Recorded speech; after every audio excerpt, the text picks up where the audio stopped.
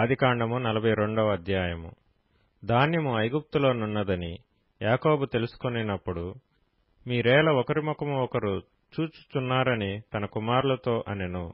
మరియు అతడు, చూడుడి, ఐగుప్తులో ధాన్యమున్నదని వింటిని, మనము చావక బ్రతుకున్నట్లు మీరు అక్కడికి వెళ్లి మన కొరకు అక్కడి నుండి ధాన్యము కొనుక్కొని రండని చెప్పగా, యోసేపు 10 మంది అన్నలు ఐగుప్తులో ధాన్యము కొనబోయిరి.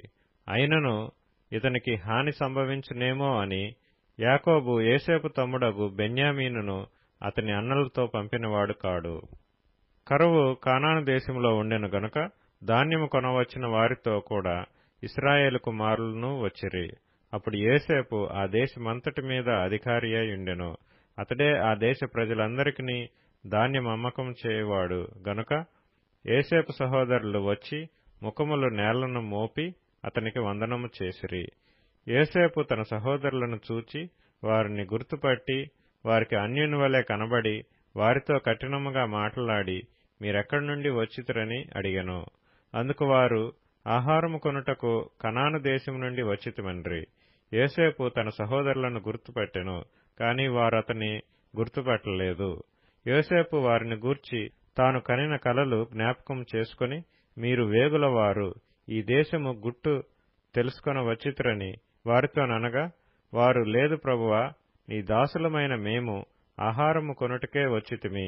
మేమందరము ఒక్క మనుష్యుని కుమారులము. మేము యథార్థులమే గాని నీ దాసులమైన మేము వేగులవారము కామని అతనితో చెప్పిరి. అయితే అతడు, లేదు, ఈ దేశము గుట్టు తెలుసుకొనుటకే వచ్చితిరని వారితో అనెను.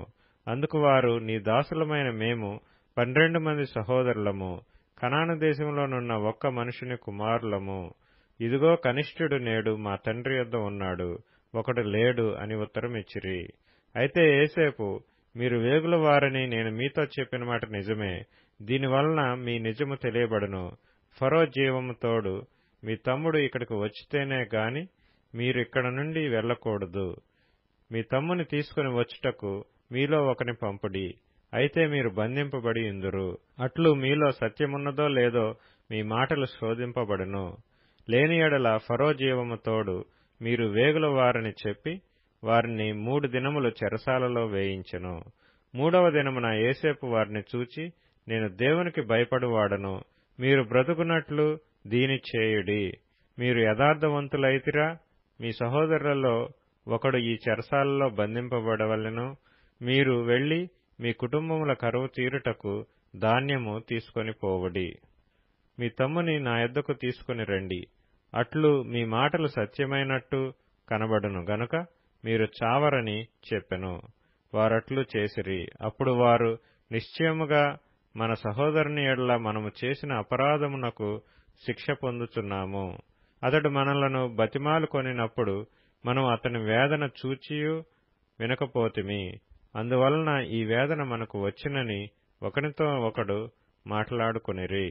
మరియు రూబేను, ఈ చిన్నవాని ఎడల పాపము చేయకుడని నేను మీతో చెప్పలేదా? అయినను మీరు వినరైతిరి గనుక అతని రక్తాపరాధము మన మీద మోపబడుచున్నదని వారికుత్తరమిచ్చెను. అయితే ద్విభాషి వారి మధ్య నుండెను గనుక తన మాట యోసేపు గ్రహించునని వారు తెలుసుకొనలేదు. అతడు వారి యొద్ద నుండి అవతలకు పోయి ఏడ్చి మరలా వారి యొద్దకు వచ్చి వారితో మాట్లాడి వారిలో షిమ్యోనును పట్టుకొని వారి కన్నులెదుట అతని బంధించెను.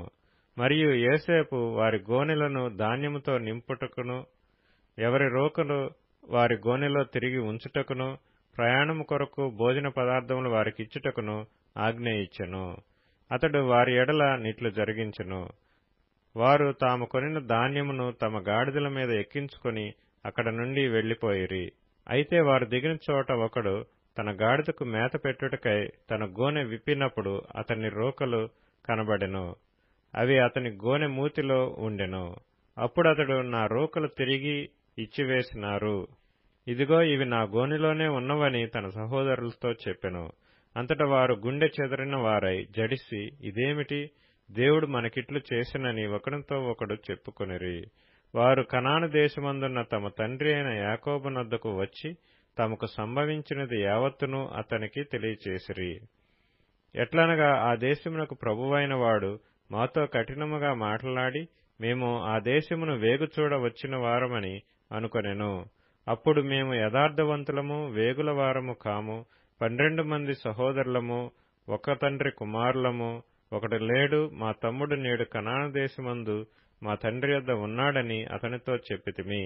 అందుకు ఆ దేశపు ప్రభువు మమ్మను చూచి మీరు యథార్థవంతులని దీనివలన నేను తెలుసుకొందును. మీ సహోదరులలో ఒకనిని నా యొద్ద విడిచిపెట్టి మీ కుటుంబములకు కరువు తీరునట్లు ధాన్యము తీసుకొనిపోయి నా యొద్దకు ఆ చిన్నవాని తోడుకొని రండి. అప్పుడు మీరు యథార్థవంతులే గాని వేగులవారు కారని నేను తెలుసుకొని మీ సహోదరుని మీకు అప్పగించెదను. అప్పుడు మీరు ఈ దేశమందు వ్యాపారం చేసుకొనవచ్చునని చెప్పిననిరి. వారు తమ గోనెలను కుమ్మరించినప్పుడు ఎవరి రోకల మూట వారి గోనెలో ఉండెను. వారును వారి తండ్రియు ఆ రోకల మూటలు చూచి భయపడిరి. అప్పుడు వారి తండ్రి అయిన యాకోబు వారిని చూచి, మీరు నన్ను పుత్రహీనునిగా చేయుచున్నారు. యోసేపు లేడు, షిమ్యోను లేడు, మీరు బెన్యామీనును కూడా తీసుకొనపోవుదురు. ఇవన్నీ నాకు ప్రతికూలముగా ఉన్నవని వారితో చెప్పెను. అందుకు రూబేను, నేనతని నీ యొద్దకు తీసుకుని రాని ఎడల నా 2 కుమారులను నీవు చంపవచ్చును.